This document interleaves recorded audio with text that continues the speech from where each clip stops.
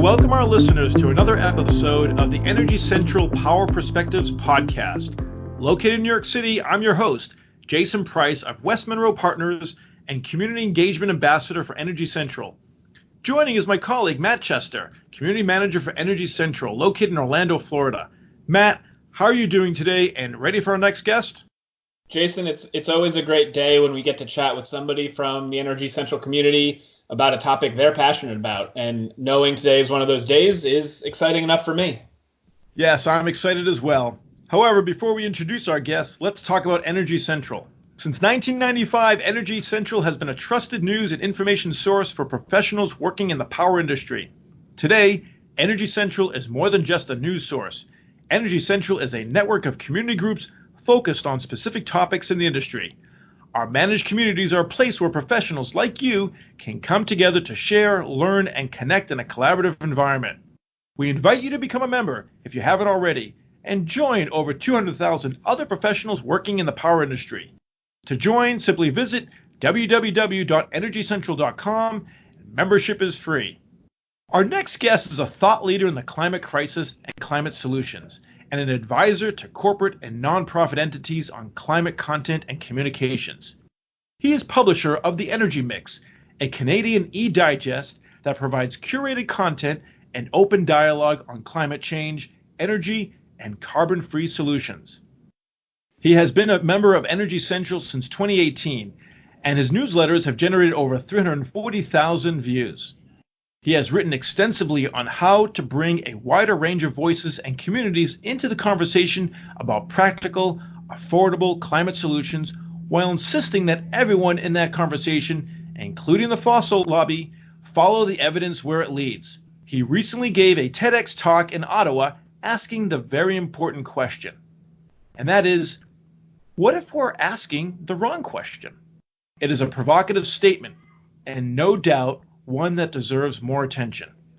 Mitchell Beer, welcome to Energy Central's Power Perspectives. Thanks, Jason. Really happy to be here. Let's go back to your question. What if we are asking the wrong question as it relates to climate change?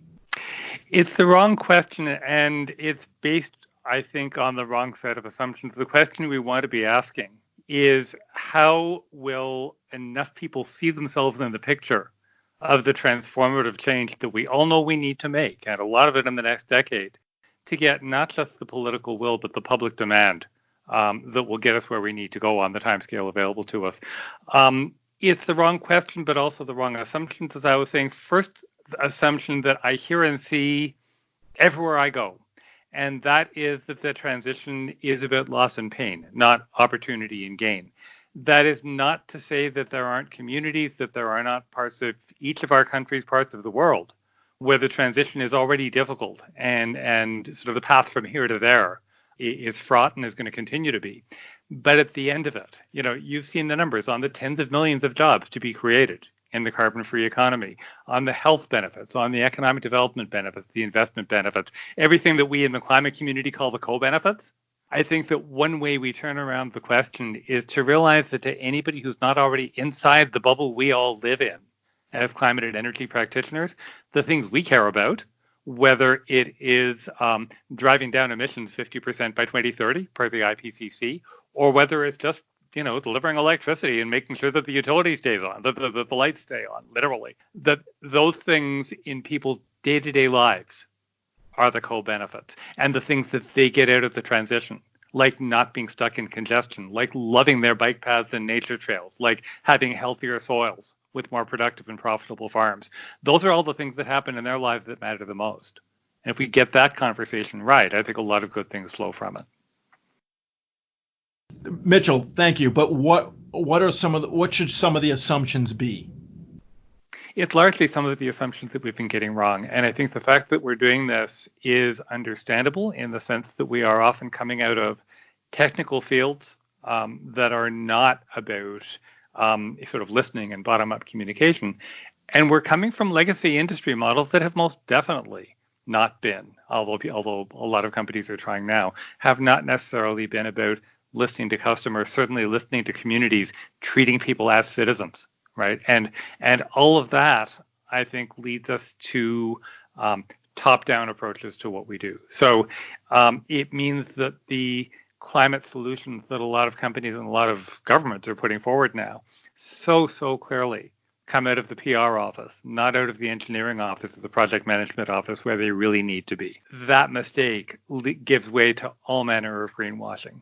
We make the assumption that solving for climate change is a problem that we can kick down the road, rather than actually listening to the IPCC with its 1.5 degrees pathways report in October 2018, which basically said 2030 is the deadline to get to hit 50%. And climate scientists have pointed out that's not a hard and fast figure. If we hit 48%, we'll still survive.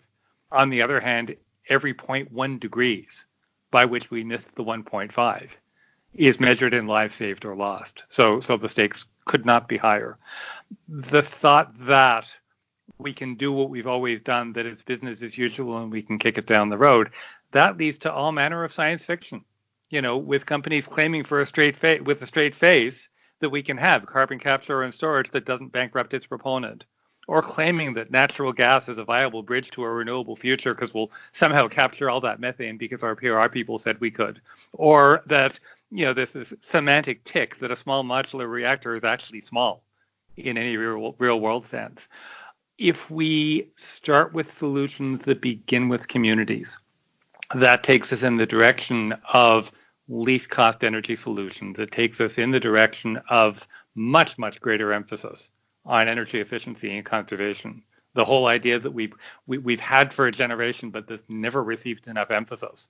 The cheapest, most effective, most environmentally sound unit of electricity is the megawatt. It's the unit we never have to generate. And electricity being more pertinent now than ever before, because now the trend is toward electrifying everything, including personal transport. So if we turn those legacy assumptions on their head, as a lot of organizations, a lot of companies are beginning to do, and I think this transition is very much a work in progress, that's where we'll start getting the momentum we need, because we'll get the buy-in as people can see that, yes, there are actually solutions here that make sense in their own lives. Okay, but are you suggesting that if we simply ask the right questions, then those who are not listening will begin to do so? It's not quite as simple as that, but where I guess the moment that got me on this track was with the release of the IPCC report. To me, one of the most important moments, apart from all the obvious messages about 50% by 2030, one of the most important moments in that launch was at the press conference in Incheon, South Korea, where Jim Skeo, who is a veteran energy modeler from the UK and an IPCC author, basically said more elegantly than I'm about to, that, we know what the technologies are, we know that they're cost effective, they're ready for prime time, we're ready to roll. The last box to be ticked, he said, is political will. So I tried to think what political will would look like to a member of a government that was taking heavy fire from both sides, from the climate and energy community for buying us all a pipeline that many of us did not want to be involuntarily owners of, but at the same time taking a lot of heat from the perspective of legacy industries pushing far too fast and far too aggressively on the climate emergency. And as you know, that government went to the polls in October 2019, and in hindsight, we know that on a squeaker, they're a minority government, they won a second term. We didn't know that in October 2018. And so when I heard political will, all I could think was that governments that show the political will that we have all been asking for years or decades go to the electorate and find out that no good deed goes unpunished. Australia is now in the third term of a vicious climate denier government that was brought to power by a carbon tax and by the public reaction to it. And in October 2018, we didn't yet know that Canada was going to go in another direction. We did. 62% of our voters, 62% of our electorate supported a party that in one way or another supported much more aggressive climate action. But that's hindsight. So to me, asking a different question and having a different conversation recognizes that, in a way, asking for political will is just ticking the box, unless the really hard work has been done to connect with the people who represent the public demand that will drive the political will.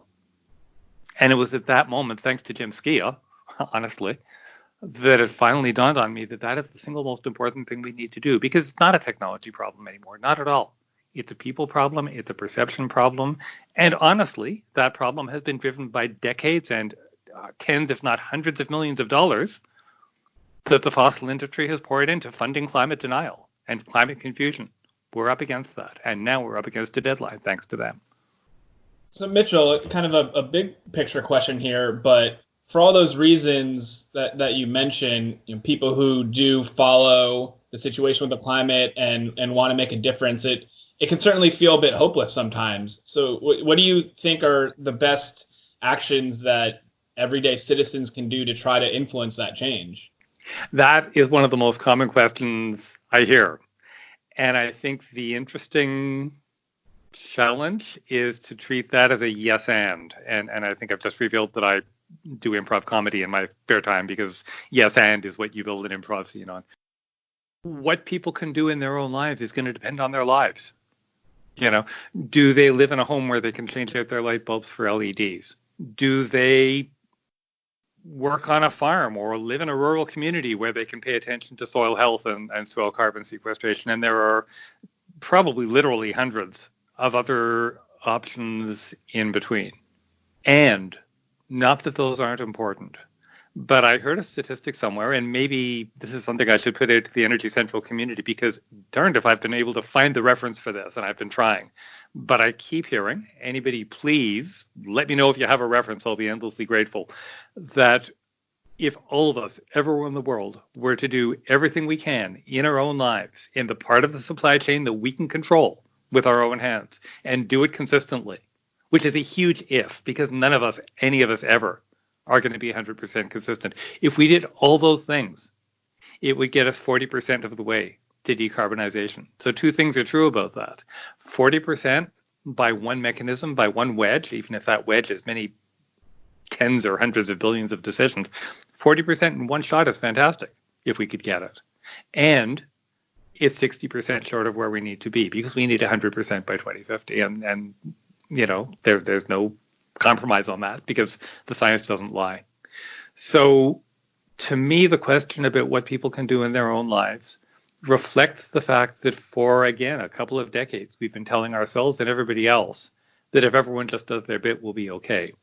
And that's not true. It's not as simple as that. Both the need and the opportunity are so much bigger. And so the most important piece, I think, in starting people out in their own lives and having people start out in their own lives is to not tell them, but listen to them and learn from friends, neighbors, family members, colleagues, whoever we interact with, what it will take for them to engage with a piece of the bigger picture problem that makes sense to them. So if somebody lives in a far suburb, for example, and the first thing they really want to pay attention to is the plastic wrap that they don't have any choice about that comes along with the produce they buy every week. Great. That's a lifestyle thing you can deal with.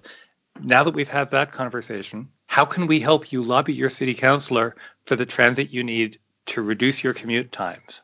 Or lobby the rest of the city council to reduce urban sprawl by not extending the urban boundary, which, by the way, is an issue we're dealing with in Ottawa right now. Taking that small picture piece of the puzzle, definitely dealing with that, but then bringing it into the bigger systemic stuff that we can't control in our own lives.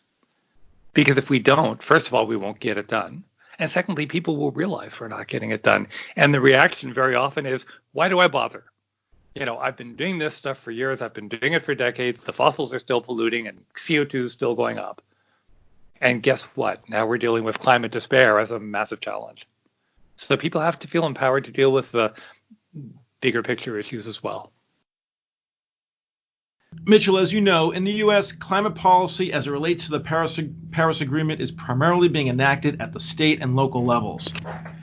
As a writer and publisher who covers this topic extensively, please describe to our listeners the similarities and differences between the United States and Canada at the federal and state provincial level. Well, thanks for that. I think the most obvious difference is between our national governments. Ours is functional and yours isn't. And We are so far beyond that being anything like a partisan comment, but you know that better than I do. You live there. But then again, the differences are not quite as obvious as you would think. We have a federal government that is, I think, making a good faith effort to get a national climate plan not only laid out but implemented. In contrast to an administration in your country that for at least the next half year or so is going to be continuing an agenda of gutting every climate regulation or energy regulation that could possibly make a difference on climate is led by a climate denier. That having been said, I think a point in common between the two countries is that we both still behave like petrostates. In Canada right now, I don't know how much of this would be coming across the border or how frequently, but I mentioned earlier that in their first term of office, our current sitting government bought us all a pipeline. The Trans Mountain Pipeline, then owned by Kinder Morgan, was in not at all good shape financially, and so our federal government decided to bail them out. A lot of us were not asked about that. As we speak, although this may well be resolved in the next couple of weeks, there is another very large tar sands oil sands mine. It would be a $20.6 billion project in Canadian dollars in Alberta, and that is under consideration by our federal cabinet. And I'm sure you must be hearing the news this week of the blockades across the country. A large share of our passenger and freight rail network is shut down right now because of the sort of supportive protests backing a group of hereditary Indigenous chiefs in British Columbia and communities that had been blockading a natural gas pipeline from the shale fields in northeastern British Columbia. That blockade was broken by our national police force, the RCMP, last week, and the protests have flowed since then and continue to this minute. So the same stresses, the same tensions that I think you're seeing around fossil development, around pipeline development, all of that is very much live here. And I would say that the solutions are the same as well. That we do have a collection of, I'll say, energy service options, because energy efficiency isn't about supply, it's about demand. But there is a collection of options that, as the IPCC said in 2018, are affordable and known and ready for prime time.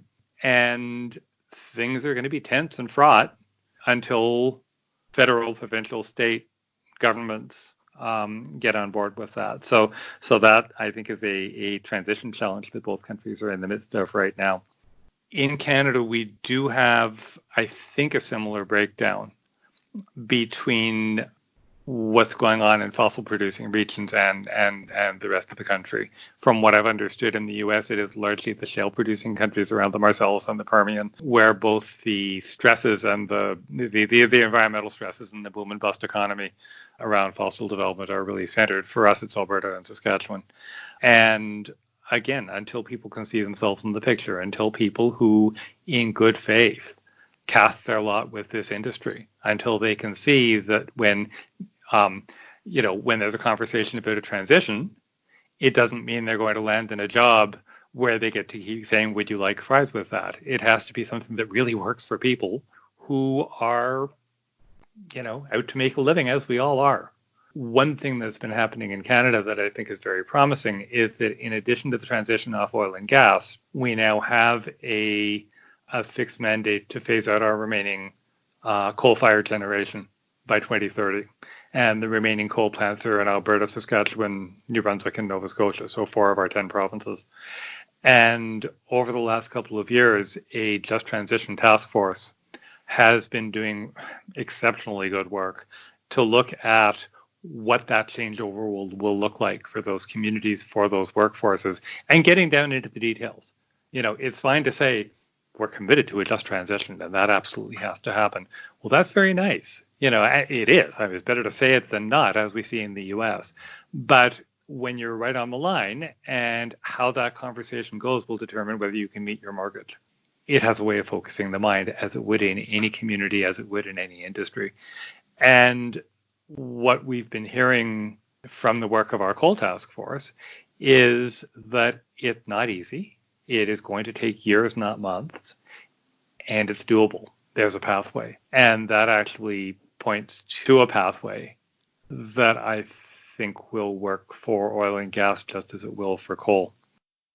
The other factor is that both our countries are operating in the same global economy, which means in the end we need the same things. And this is going to get a little bit repetitive, but more emphasis on practical, least cost approaches to supplying the energy services that we all need. And that begins with efficiency, decarbonizing the grid and electrifying everything. And one more time, much more emphasis on public outreach and education so that people can really begin seeing themselves in the picture. And I think that's something that's needed in both countries. Mitchell Beer, I want to thank you for your time and for this fascinating discussion. You can always reach Mitchell through the Energy Central platform, where he welcomes your questions and comments. Energy Central's podcast, The Power Perspectives, would not be possible if it were not for our devoted sponsors, including West Monroe. West Monroe works with the nation's largest investor-owned utilities in their telecommunication, grid modernization, and digital and workforce transformations.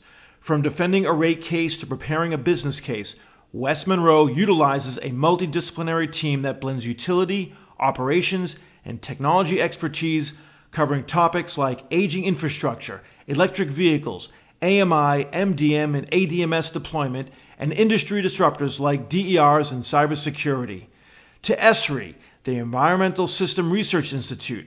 ESRI is an international supplier of geographic information, GIS software, WebGIS, and geodatabase management applications.